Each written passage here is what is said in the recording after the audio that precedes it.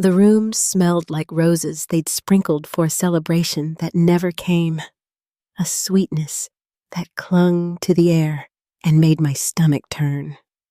I sat on the edge of a king bed in a silent hotel suite that had been booked for a honeymoon, watching a glass of minibar whiskey sweat into a ring on the nightstand. Outside, the ocean moved with that slow, indifferent rhythm that makes you feel both small and very awake. On the dresser, my clutch lay open like a mouth lipstick, and vows I would never say peeking out in accusation. Someone at the front desk had slipped a congratulatory note under the door. I hadn't opened it. The air conditioner hummed like it was trying to soothe me, but the only sound that mattered lived in my head, a single sentence from 3 days ago that split my life cleanly into before and after. Before I go on, tell me where you're listening from tonight, and if you've ever had to choose dignity over keeping the peace. If this kind of real family story keeps you company, tap like and subscribe so you don't miss the next chapter. My name is Jennifer, and I was raised by 2 public school teachers in a town where you learned early that paychecks were earned by showing up and telling the truth. I started my company with a second-hand laptop in a studio apartment that echoed when I dropped my keys, spent 5 years coaxing late trucks and grumpy drivers into a choreography that finally turned a profit. By the time Adrian and I met at a Chamber of Commerce mixer, I had 3 small warehouses and a balance sheet that looked sturdy enough to exhale around. He wore confidence like a tailored jacket, asked curious questions, and remembered that my niece's birthday was on a Tuesday. Little things that made the big things feel safe. His family was polished where mine was practical Sunday tablecloths and framed degrees and photos of white linens on charity banquet tables. But I could find my way in a room like that. They said they admired my drive, called me disciplined, and I told myself that meant accepted. We built a life of shared calendars and split responsibilities. His playlists in my kitchen and my coffee in his car. The kind of routine that makes you believe you've stumbled into something ordinary and good. I paid vendors on Fridays. He made dinner reservations. We argued about paint colors and laughed our way out of it. When we got engaged after 3 years, I cried into his shirt and said yes to a ring that sparkled like a promise. Somewhere in there, an adult voice. I trust the part of me that keeps receipts and plans for detours suggested a prenup. Not a weapon, not a wall. Just a simple, you keep yours, I keep mine, we build what's ours, together. Kind of agreement. Adrian didn't say much at first, and I took his silence for comfort the way you do when you're in love and you want to believe the best. On the surface, everything gleamed.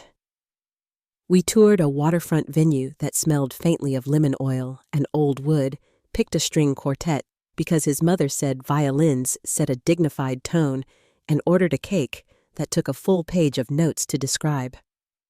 My card handled the deposits.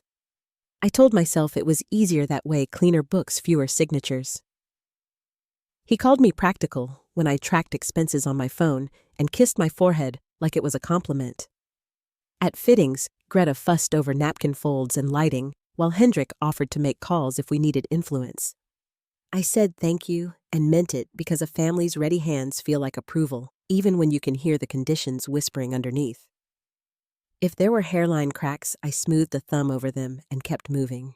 A tight look when my attorney emailed back edits a joke about my boardroom voice when I asked for final draft copies, that sharp little pause he took when I reminded him to send his lawyer the latest version. I told myself wedding stress is a language everyone forgets and relearns that the pressure to make something beautiful can turn any of us clumsy. It was easier to trust the life we were building than to tug at a loose thread and watch what unraveled. The Thursday before the ceremony, he stood in our living room beside a stack of papers like he was guarding a small fire. The blinds cut the afternoon into even bands of light, and the steady tick of a wall clock made the moment feel measured and official. He didn't invite me to sit. He didn't ask how my day had gone. He just said the sentence that still hums in the back of my skull, the one that tasted like metal in finality the moment it left his mouth. We need to talk about what you're going to sign. The light through the blinds made thin bars across the living room carpet, and Adrian stood beside the coffee table as if he had been waiting for me to walk in. The stack of papers between us wasn't thick, maybe a quarter of an inch, but the way he placed his hand over them made them feel heavier than steel. His face was calm, but his eyes carried something sharper, as though he had been rehearsing what he was about to say. He didn't ask me to sit down, and he didn't ease into conversation. His first words came with the kind of precision that leaves no space for misunderstanding. "Jennifer," he said, "we need to talk about what you're going to sign." I stood there for a beat, still holding my phone, the faint buzz of an unread email in my palm. My lawyer had already explained that the prenup was simple. Each of us kept what we had, inheritances stayed separate, and what we built together would be shared. Fair, ordinary, the kind of agreement that gave us both protection. I had expected Adrian to ask questions, maybe even push back on a clause or two, but not to glare at it like it was something rotten left on the table. "What do you mean?" I asked carefully. He lifted the papers and flicked them with his fingers as though shaking off dust. "This," he said, "is insulting." I felt my chest tighten. "It's standard. Everyone I know with a business has one." Adrian leaned against the couch, folding his arms. His expression carried that quiet superiority I had sometimes noticed when he spoke to waiters or junior colleagues, a look that turned conversation into a performance. "If you trust me, why do you need protection from me?" he asked. "We're about to promise each other forever." I had heard people describe ultimatums as sharp, but in that moment it felt blunt, heavy, designed to crush rather than cut. I chose my words with care. "Adrian, this isn't about trust. It's about being practical. Your lawyer can review it, add changes. That's normal." His response was a laugh, short, bitter, without humor. He tossed the papers onto the table where they slid across the polished wood. "I'm not paying for some lawyer to read this garbage," he said flatly. Then he leaned forward, his voice low but firm. "Here's what's going to happen. You're going to sign a different document, one that says this prenup is void. You'll do it without your lawyer today. Otherwise, there's no wedding on Sunday." The room seemed to shrink. For a moment, I couldn't hear anything but the clock on the wall. His tuxedo was hanging in the upstairs closet, my dress pressed, and ready, family members already on flights. Yet here he was, 3 days before the ceremony, holding my future like a bargaining chip. "You're asking me to choose between you and everything I've built," I whispered. "I'm giving you a chance," he snapped, "to prove you love me more than your company." I wanted to laugh at the absurdity of it, but instead, I stared at the man I thought I knew. The one who used to surprise me with flowers or stay up late helping me sort invoices. Now he was demanding obedience, not partnership. I reminded him that my company was paying for the wedding, the flowers, the chairs, the venue that had sent us a bill so steep I had blinked twice before writing the check. His cheeks flushed red. "This is exactly what I mean," he said. "You always throw money in my face." "It's not throwing," I said softly. "It's reminding. $62,000 isn't nothing." His jaw tightened, and his eyes glinted with something I couldn't name. "If you need protection from me, you shouldn't marry me." Silence stretched between us, the kind that feels like standing on thin ice, knowing one wrong step will send you through. I counted my breaths to keep from breaking. 4 years together, 1 year engaged, and it all came down to this. Finally, I said the only words that came. "I see."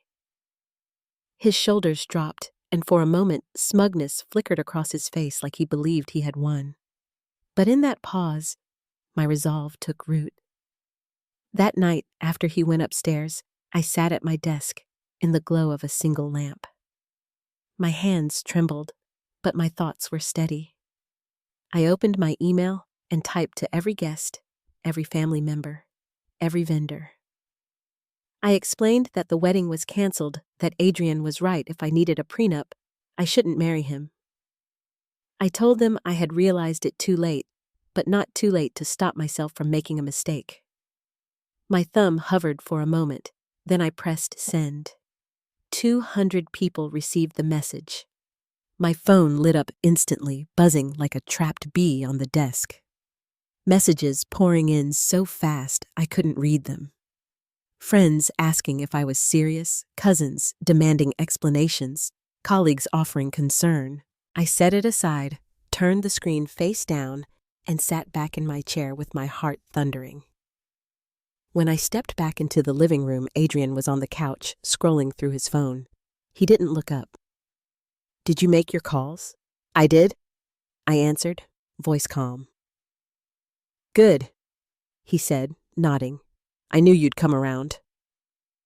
I went upstairs, packed a small bag, and as I closed the door behind me, his voice called after me. "Leave the prenup on the counter. I want to burn it. Symbolic, you know. A fresh start." I left it there, but not for the reason he thought. As the elevator descended, I whispered to myself, "Not a fresh start, Adrian. An ending." By the time the sun rose, I was at Jerome's apartment. My phone buzzed with 73 missed calls, dozens of voicemails, and a flood of messages on every app I used. I hadn't slept. Every time I closed my eyes, I saw Adrian's face, that self-satisfied smile when he believed I had bent. He still didn't know. Not yet. Jerome poured me coffee, the smell filling his small kitchen like an anchor. "Jennifer," he said slowly, "did you really cancel your wedding with a mass text?" I nodded, my throat tight. Adrian told me to sign away my rights without a lawyer 3 days before the wedding. "What was I supposed to do?" Jerome pressed his lips together, concern clouding his eyes. "Maybe talk to him." I set the mug down harder than I meant to. He gave me an ultimatum. Sign or no wedding. I chose no wedding. Before Jerome could reply, his phone buzzed. He glanced at the screen and frowned. "It's Adrian. He's called me 12 times since last night." "Don't answer," I whispered. By noon, the texts began. Adrian's words scrolled across my phone like shouts in digital ink. "What the hell did you do? This isn't funny. My parents are at the venue. Staff says you canceled everything. Answer me now. You can't do this to me." I typed back once my fingers steady. "You said I had to choose between the prenup and the wedding. I chose." Then I blocked his number. I thought the worst was over, but that was only the beginning. Cutting off Adrian didn't bring peace. It opened the door to his family. Within hours, Greta left a voicemail, her voice trembling with rage. "You pathetic little woman! How dare you humiliate my son like this? He gave you 4 years of his life, and you destroyed him over money. You'll regret this. I'll make sure everyone knows what kind of monster you are." I sat in Jerome's apartment, phone pressed to my ear, listening to the venom of a woman who had once smiled at me across dinner tables. Not long after Lucinda's text arrived. "Jennifer, what you've done is unforgivable." Adrian hasn't stopped crying. The vendors are demanding payment. The venue won't refund us. Our cousin flew in from Portugal for nothing. Either marry him tomorrow or pay for everything. My throat closed as I stared at her words. Us, I thought bitterly. I had paid for everything. Every invoice, every check, every wire transfer bore my name. Adrienne's family had contributed nothing but demands. And then came Hendrik, his father, with a carefully worded email. "Jennifer, I am deeply disappointed. Adrian tells me you chose your business over him. No company is worth losing a man who truly loves you. Reconsider before it's too late." The absurdity of it all nearly made me laugh. But I didn't. Instead, I sat in Jerome's dimly lit living room, feeling the weight of what I had unleashed. I had chosen dignity, and in doing so, I had drawn the full force of their scorn. I thought the silence that followed would bring relief. Instead, it felt like the hush before a storm. And deep down, I knew the storm was already gathering. By the second night at Jerome's apartment, exhaustion settled into my bones like a second skin. I sat curled on his couch, the blinds drawn tight, while the glow from my phone lit the room in uneasy flashes. Every few minutes, another message appeared, voicemails filled with Greta's fury, Lucinda's guilt-soaked accusations, and Hendrik's measured disappointment. Each voice carried a different weapon, but together they pressed against me with the same weight, shame, blame, and control. At first, I tried to ignore them, setting my phone face down on the cushion, but silence was worse than sound. My imagination filled the gaps with their faces, their sharp words, the way Greta's eyes had once looked kindly at me across her dining table before turning into knives. When I gave in and pressed play, the venom poured out again. Greta's voice cracked with rage as she threatened to drag my name through the mud. Lucinda wrote paragraph after paragraph, weaving guilt into demands I either marry Adrian or pay back the cost of flights and deposits. And Hendrik's polished tone, so calm and deliberate, warned that people already whispered about me that my business would crumble under the weight of my instability. The strangest part was how quickly it all shifted. For 4 years, I had been welcomed into their home with smiles included in birthdays and holidays toasted at family dinners. But the moment I refused Adrian's ultimatum, all of that vanished, replaced by a campaign to break me down. I replayed the voicemails until my stomach twisted, listening for some trace of the affection I thought had been real. There was none. I found myself staring at the prenup draft saved on my laptop, the clauses so plain and reasonable, yet treated as if they were weapons. I remembered Adrian's sneer when he called my company precious, as though the nights I spent on warehouse floors, the contracts I negotiated through tears and persistence, meant nothing compared to his need for control. My chest tightened with a different kind of ache, not heartbreak, but recognition. He had never wanted a partner standing beside him. He had wanted someone who would fold under pressure, who would give piece after piece of herself until there was nothing left. At 2 a.m, unable to sleep, I opened my laptop again. My fingers hovered over the keys while the apartment hummed with Jerome's quiet breathing from the next room. I pulled up Adrian's messages, the ones where he demanded I void the prenup and my own reply refusing him. I took screenshots, lined them up neatly, and composed a message. When someone gives you an ultimatum days before your wedding, believe them. They are showing you who they are. I chose to believe Adrian. I sent it to everyone who had filled my inbox with accusations. The silence that followed was heavier than the flood of messages before. For a few hours, no one replied, and I realized that silence could be more dangerous than words. It meant they were regrouping. By morning, the attacks returned sharper this time. Greta had taken to social media, posting a photo of Adrian in his tuxedo fitting with a caption about a mother's broken heart. Within minutes, her friends chimed in with pity and condemnation, branding me ungrateful, selfish, heartless. Each comment was a small dagger cutting at my reputation. Meanwhile, the vendors I had hired began circling, demanding payment in full despite cancellations. The florist sent a curt email insisting her arrangements were already prepared. The venue's lawyer forwarded a contract clause highlighting the $15,000 non-refundable deposit in bold. The bills stacked higher receipts marked with my name alone. Adrian hadn't paid a cent. That night, Jerome poured me a glass of wine while I spread the invoices across his kitchen table, each one a reminder of how thoroughly I had been cornered. "They're turning everyone against me," I whispered. and I'm the one footing the entire wedding. Then show them the truth. Jerome set his jaw tight. So I did. I attached Adrian's texts and my refusal to another group message. I wrote simply, "This is what really happened." Adrian gave me an ultimatum: void the prenup or no wedding. I chose no wedding. My finger hovered only a moment before I pressed send. The responses trickled in slowly this time. Some were shocked, others apologized, and a few grew angry that I had aired private matters. But at least now the truth had a pulse. Still, even with proof sent out, the weight didn't lift.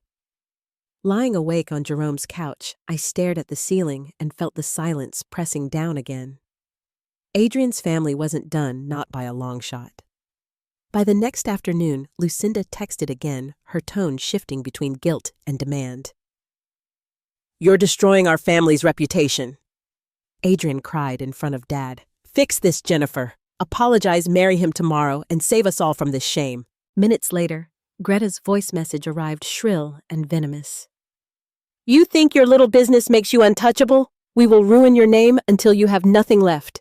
You'll beg for forgiveness. I saved them all, every message, every threat." My phone filled with their words, a catalog of what love in their family truly meant: control, intimidation, and obedience. That evening, Hendrik sent another email, this one colder than before. I spoke to several of my colleagues. "Word is already spreading about your erratic behavior. If you think this won't affect your business, you are naive. People don't trust women who can't manage their personal lives." I slammed my laptop shut, bile rising in my throat. "They're trying to ruin me," I whispered when Jerome appeared in the doorway. My voice broke as I met his eyes. Not just personally, but professionally. "They want to destroy everything I've worked for." Jerome's expression hardened. "Then you have to be ready for their next move. They're not stopping." And he was right, because only an hour later, my phone buzzed with a new message from Greta. Her words made my stomach twist as I read them aloud. "Tomorrow, 2 p.m. The club. He'll be there. You'll see what love looks like when it refuses to give up. Don't run, Jennifer.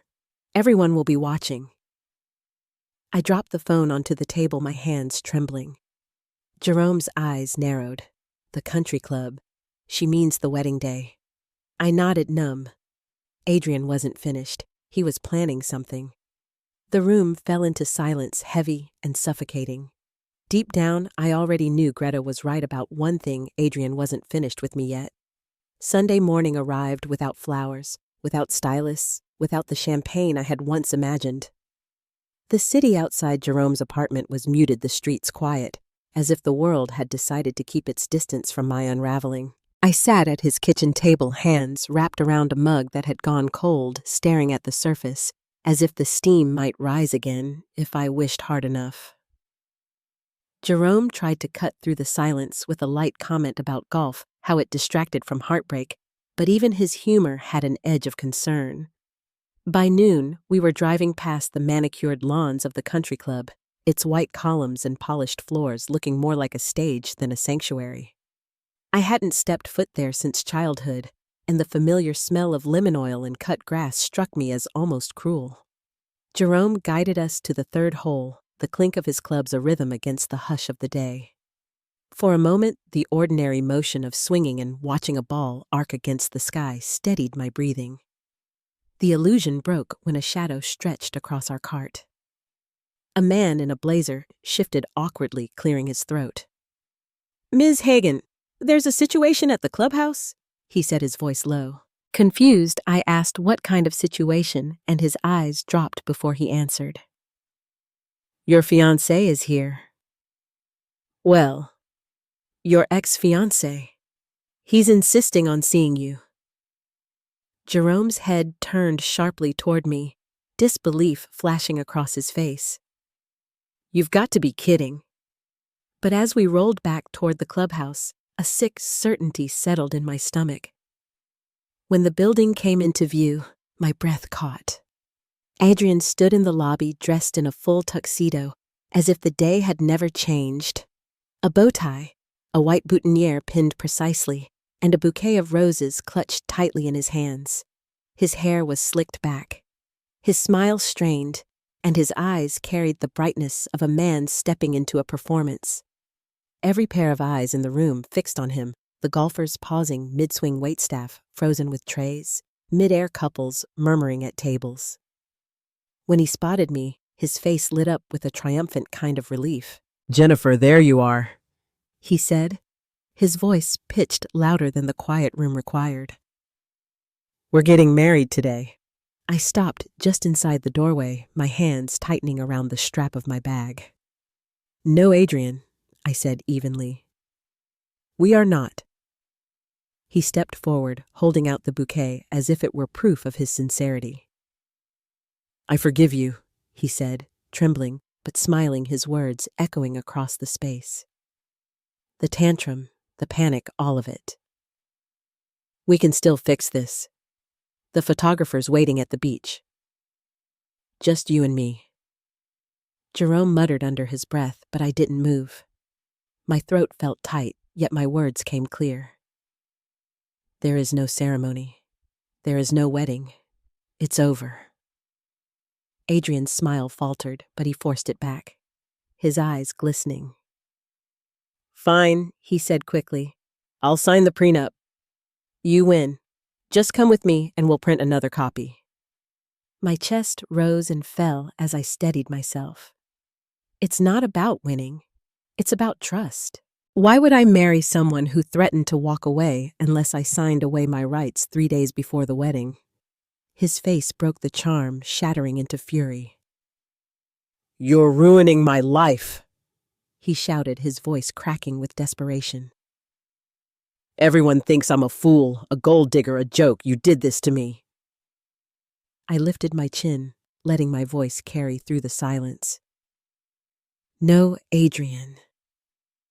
You did this when you tried to force me into signing away my protection.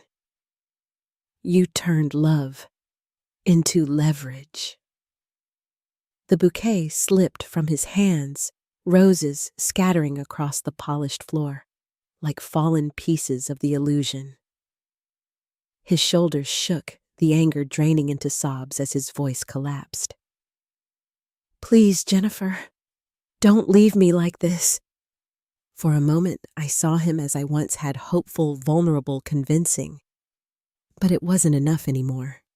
The weight I had carried for days lifted as I stood still, steady, in the face of his pleading. Jerome stepped closer, but the club manager was already at Adrian's side with 2 security guards. "Sir, you need to leave," the manager said gently, though firmly. Adrian's head whipped around wild, searching for someone to side with him. "No, she's my bride. She loves me. Tell them, Jennifer. Tell them." I met his gaze one last time. "No, Adrian, I don't." The guards guided him toward the door as his voice echoed through the lobby, breaking into cries that grew fainter with each step. When the doors closed behind him, the hush returned heavier than before. But then the whispers started again, soft, uncertain, from strangers who had seen everything. "Did you hear that?" a man murmured from behind a menu. He tried to force her to sign away her rights. Another woman whispered, "Good for her. Took courage to walk away." I stood there, the echo of their words swirling around me. Adrian would always be remembered in those halls as the man who arrived in a tuxedo to beg for a wedding that no longer existed. And me, I was the woman who said no. For the first time in days, I could breathe. Yet as I stepped outside into the cool air, the relief was tempered by a lingering truth. Adrian's public collapse had shifted the story, but his family would not let this end quietly. And I knew, as the weight settled back onto my shoulders, that their fight was only beginning. Monday morning crept in with the gray light of a storm that never broke. I unlocked the office early, desperate for the steady comfort of contracts and schedules, the small rituals that once felt unshakable. Dorothy was already there, her coat still draped across the back of her chair, lips pressed thin. She didn't waste time on greetings. "Jennifer," she said, her voice clipped. "We've got a problem." My stomach dropped. "What kind of problem?" She turned her screen toward me, the glare from her inbox sharp against her glasses. Dozens of emails lined up subject lines repeating the same words: cancellation, postponement, reconsideration. Names I had built relationships with for years now looked at me with suspicion. "They're pulling contracts," Dorothy explained, her voice low with both fury and disbelief. "Adrian's father has been calling clients directly, telling them you had a breakdown and abandoned his son at the altar. He's painting you as unstable, dangerous." The words hit harder than any voicemail Greta had left. This wasn't just gossip at a dinner table anymore. This was sabotage. I sank into my chair, fingers gripping the edge of the desk. "He's trying to ruin me. You won't let him," Dorothy said sharply, her tone cutting through my panic. "But we need to respond fast." For the first time in days, tears didn't come. Instead, something inside me hardened. I pulled out my phone, opened LinkedIn, and began typing. My pulse thudded with each word. "To those concerned about my supposed breakdown this weekend, I'm fine. I simply chose not to marry someone who demanded I sign legal documents without counsel as proof of love. In business and in life, anyone who says, 'Sign this now without your lawyer,' is someone you should run from." The $62,000 lost in deposits is nothing compared to the cost of marrying the wrong person. Sometimes the best deals are the ones you walk away from. I read it once more, then pressed post. The knot in my chest tightened, waiting for the backlash. But within an hour, notifications flooded in, business owners applauding colleagues, calling me brave. Even strangers sharing their own stories of walking away from coercion. For the first time since this nightmare began, I wasn't the villain in Adrian's story. I was a woman who refused to bend. At noon, Dorothy's phone rang. She answered on speaker, her face impassive. Hendrik's voice boomed through the line, controlled but seething. "Your partner is destroying my son's reputation. Do you understand the damage she's caused? Do you know what people are saying about our family?" Dorothy leaned back, eyes steady. "Sir, with all due respect, your son destroyed his own reputation when he demanded Jennifer sign away her rights without legal representation. That's called coercion. She was smart to walk away." The silence on the other end stretched long before Hendrik sputtered. "She humiliated him." "No," Dorothy said evenly, he humiliated himself. "Now if you'll excuse me, we have work to do." She ended the call without waiting for his reply. For a moment, the quiet that followed was almost sweet. That afternoon, I agreed to meet Karina, one of Adrian's friends, at a quiet cafe on the east side of town. She had always seemed reasonable, the kind of person who smoothed over drama with gentle words. She sat across from me, her expression heavy. "Jennifer," she began. "He's not well. Adrian hasn't eaten in 3 days. He says he can't sleep. He's talking about giving up." I folded my arms, the steam from my coffee curling between us. "Karina, he posted Instagram stories from a steakhouse last night." Her cheeks flushed. "He was trying to seem okay." "What do you want from me?" I asked softly, but there was steel under my tone. "Take him back," she whispered, "or at least help pay for the wedding costs. His family spent a fortune." My patience snapped. "His family spent nothing. I paid for everything, the dress, the venue, the catering, every cent. I have the receipts." She blinked, startled. "He told us his parents covered half." "Then he lied," I said coldly. Her face hardened. "So you're just going to let him suffer? I'm going to let him face the consequences of his choices." She pushed back from the table, shaking her head. You're heartless. I leaned forward, my voice low. No, I'm practical.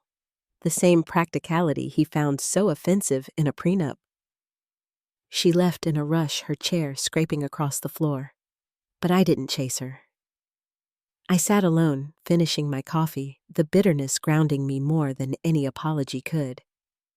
That night, Adrian took to Facebook, his words crafted like a confession. When someone shows you who they are, believe them. I thought Jennifer loved me. Instead, she loved her money more. I'm heartbroken, but grateful I learned the truth before giving her my last name. And yes, I'm keeping the ring. It's the least she owes me for 4 years of my life. The bile rose in my throat. The ring wasn't a gift. It was a promise tied to a marriage that never happened. I called my lawyer, explaining the post, my voice trembling with anger. He listened calmly, then said, "In this state, an engagement ring is a conditional gift. No marriage, no gift. Legally, it's yours. Want me to handle it?" "Absolutely," I answered. As I hung up, a sharp clarity settled over me. Adrian had wanted proof of my love, but what he had now was proof of something else. He couldn't twist the law any more than he could twist me. 2 weeks later, the storm quieted at the surface. Greta's threats came less frequently. Lucinda's guilt-ridden texts grew shorter, and Hendrik's polished disapproval arrived only in occasional emails. But their silence was not surrender. They had one last card to play the ring. My lawyer sent a formal demand citing the law plainly. No marriage, no ring. Adrian refused. Instead, Greta called me directly, her voice sharp as glass. "You want the ring back? After everything you put my son through, he earned that ring. He gave you 4 years of his life." I gripped the phone until my knuckles whitened. Love doesn't require ultimatums, Greta. And it doesn't require signing away your future to prove devotion. If you want to sue me over a piece of jewelry, be my guest. But you'll lose. 2 days later, Lucinda appeared at my office without warning. She dropped a small velvet box onto my desk, her glare cutting like a knife. Inside, the ring glittered under the fluorescent light, perfect and cold. A note was taped to the lid in Greta's handwriting. "I hope this ring brings you the happiness you denied us. May every woman who sees it know it was worn by someone who truly loved you, not your money." I stared at it for a long moment, then closed the box. The next morning, I sold it back to the jeweler. $18,000 a loss of $4,000 from what Adrian had paid, but compared to the $62,000 lost in deposits and the hundreds of thousands a divorce would have cost, it felt like freedom. Still, as I left the jeweler's office with the check in my hand, I knew this wasn't over. Adrian's family had lost their ring, their wedding, and their chance to control me. And soon, they would learn what it felt like when the story no longer belonged to them. The week after the ring was returned, the storm seemed to scatter into a deceptive calm. Greta's furious calls slowed to a trickle. Lucinda's long, guilt-laden texts dwindled into silence, and Hendrik's measured disappointment arrived only in rare, carefully drafted emails. On the surface, it felt as though the fight had ended, but in my chest, I knew better. Their silence didn't mean surrender, it meant regrouping. I arrived at the office one morning to find Dorothy waiting, a file folder open on her desk. She slid it toward me without a word. Inside were printouts of posts and comments pulled from social media, each one dripping with accusation. Adrian's version of the story was spreading again, painting me as cold, greedy, and heartless. In one photo, he sat at a bar with a drink in his hand, his caption pleading for sympathy. I gave her 4 years, and she chose money instead of love. The comments beneath it were a chorus of pity for him and contempt for me. Dorothy's expression was sharp. "We can't let this stand," she said. "You told the truth once, but it's time people see what he really did. I hesitated, my hand brushing the edge of the folder. Part of me wanted to let it fade, to step away quietly, but the weight of every insult, every threat pressed against me. Adrian had made a public spectacle of my life. Greta had threatened my reputation. Hendrik had called my clients. If I stayed silent, their version would become the truth. That night, in the quiet of my living room, I opened my laptop. I gathered every screenshot, every message I had saved Adrian's demand that I void the prenup without counsel. Greta's voicemails promising to drag my name through the mud, Lucinda's texts insisting I pay for the wedding. Hendrik's emails warning that women who couldn't manage their personal lives couldn't be trusted in business. Piece by piece, I arranged them into a story. Not with bitterness, not with venom, but with clarity. When I posted it, my hands trembled. I wrote that protection was not mistrust, that a prenup was wisdom, not cruelty. I wrote that coercion, whether dressed as love or loyalty, was still coercion. And I pressed send. By morning, the post had taken on a life of its own. It spread across LinkedIn and Facebook, shared by colleagues, clients, even strangers who saw their own reflections in my words. Comments poured in from women who had faced similar ultimatums from business owners who had walked away from partners who tried to trap them with contracts or lies. Instead of being branded as heartless, I was being called brave. My story had stopped being Adrian's weapon and became my shield. Of course, Adrian's family wasn't finished. Greta called me again, her voice weary but still laced with bitterness. "You think you've won," she hissed, "but all you've done is embarrass yourself. People won't forget how you humiliated my son." I let her words settle, then replied calmly, "No, Greta, people won't forget how Adrian humiliated himself." She hung up on me, but this time the silence that followed felt different. Less threatening, more defeated. A few days later, an unexpected message arrived in my inbox. It was from Winona, a woman I hadn't spoken to in years, someone I had once dated briefly in college before our lives went in different directions. She had seen the post and wrote simply, "For what it's worth, you made the right call. Anyone who thinks a prenup is an insult isn't planning forever. They're planning to take advantage. Coffee sometime." Her words made me pause. For weeks, I had been surrounded by venom threats and shame. To see something so grounded, so clear, felt like a window opening in a stifling room. We met at a quiet cafe later that week. Winona was just as I remembered, sharp, thoughtful, with a way of cutting through noise to the truth. Over coffee, she shook her head at the madness of it all. "Protecting yourself isn't mistrust," she said firmly. "It's wisdom."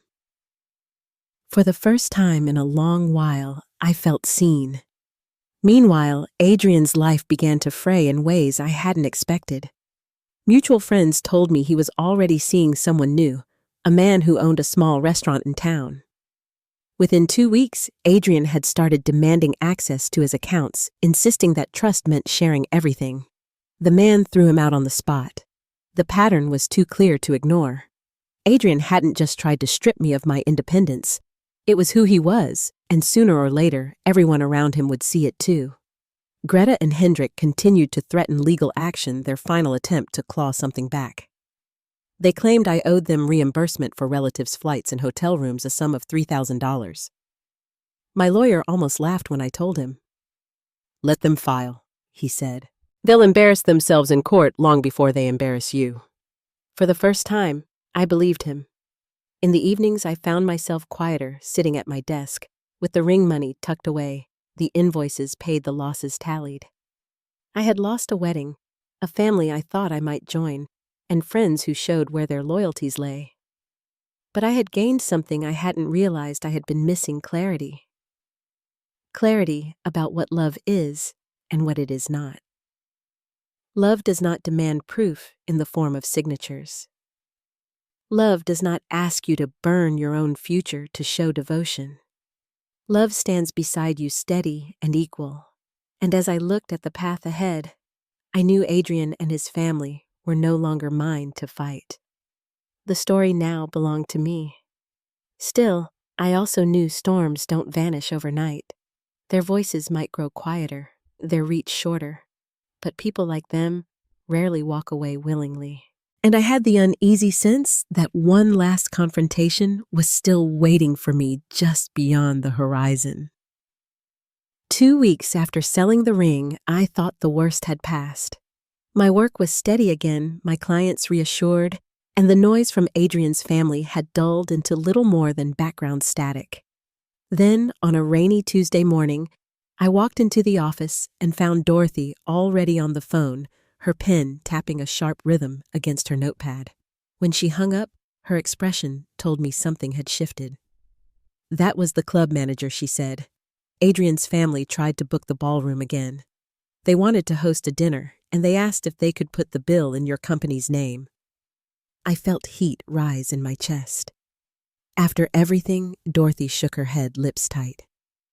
"They don't want reconciliation, Jennifer. They want revenge. But the good news is, he told them no." That same afternoon, a colleague forwarded me screenshots of a private Facebook group where Greta had posted a long message about me. She called me vindictive, claimed I had ruined Adrian's career, and accused me of using the prenup as an excuse to humiliate him publicly. My name was there for hundreds of strangers to pick apart. For a moment, I sat frozen, staring at her words until the tension inside me finally cracked. I opened my laptop, pulled up the messages again. The ultimatum, the threats, the evidence I had carefully saved. This time, I didn't just send it quietly to friends or colleagues. I shared it publicly, attaching every screenshot with dates and context.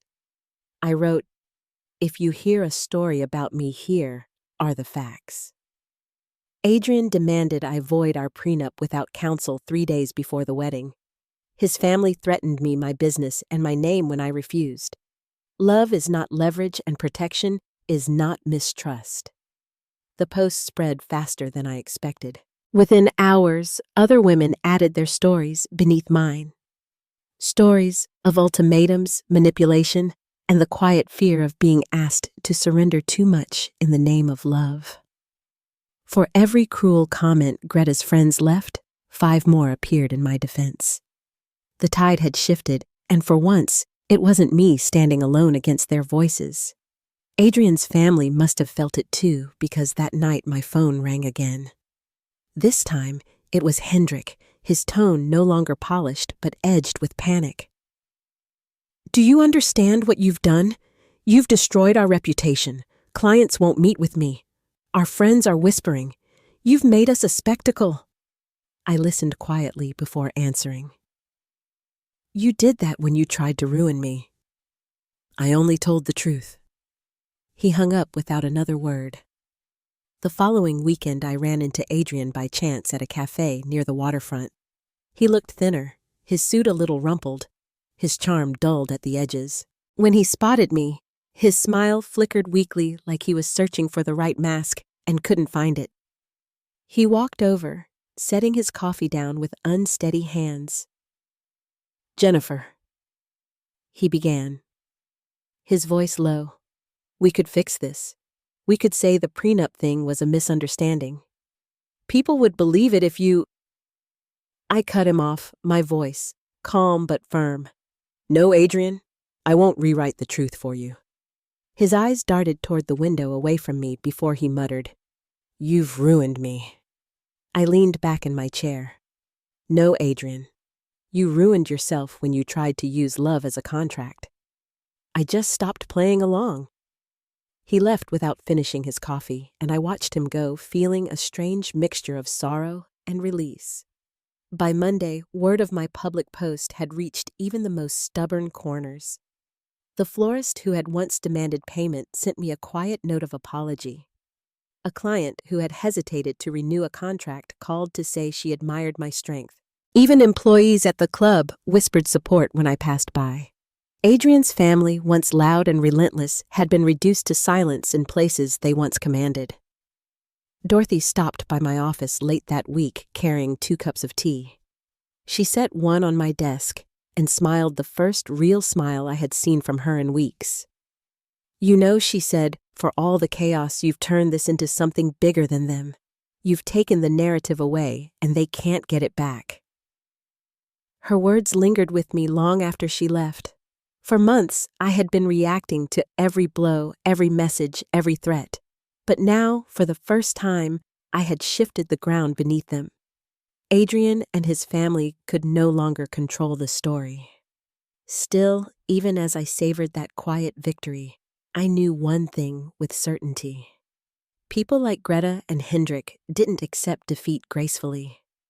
They would keep trying to claw back what they thought they had lost, and I had to be ready for the day their silence broke again. The calm that followed was different this time. Not the stillness of fear, but the steady quiet that comes when a storm has passed, yet left clouds heavy on the horizon. I had reclaimed my voice, but the final reckoning was still to come. The weeks that followed carried a strange stillness, as though the noise that once filled every corner of my life had finally run out of breath. Adrian disappeared from public view, and his family's voices, once so sharp and relentless, faded into a silence they could no longer control. The very people who tried to shame me had instead been left with their own humiliation, whispered about in country club dining rooms and polite circles where appearances once meant everything to them. At work, the tide turned in my favor.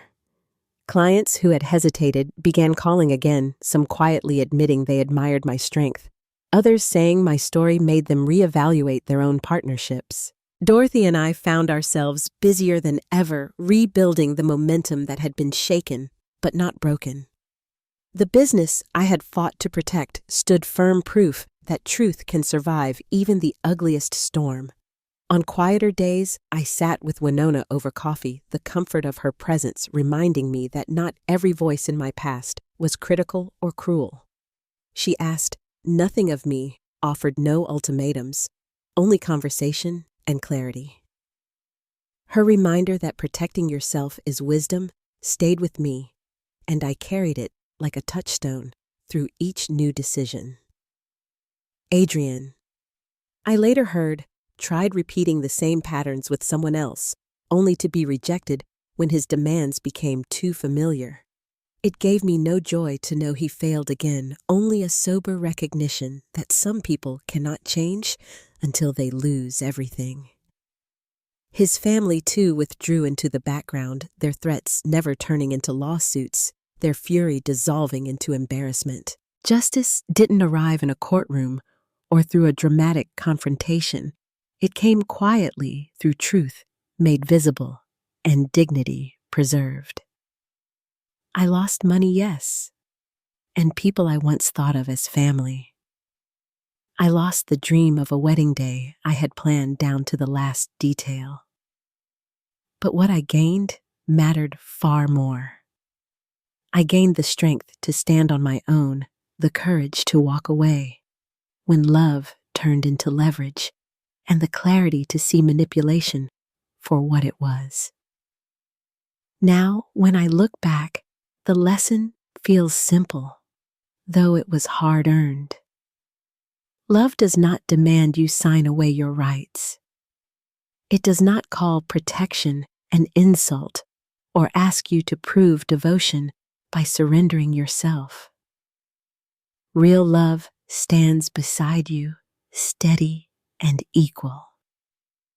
And so I reclaimed my dignity, not with anger or revenge, but with the quiet certainty that no one can take what you refuse to give. The story ended not with their triumph, but with my freedom. Before we close, I'd love to know, have you ever faced a moment where you had to choose between peace and self-respect? Share your thoughts if you feel comfortable, and thank you for listening to my story.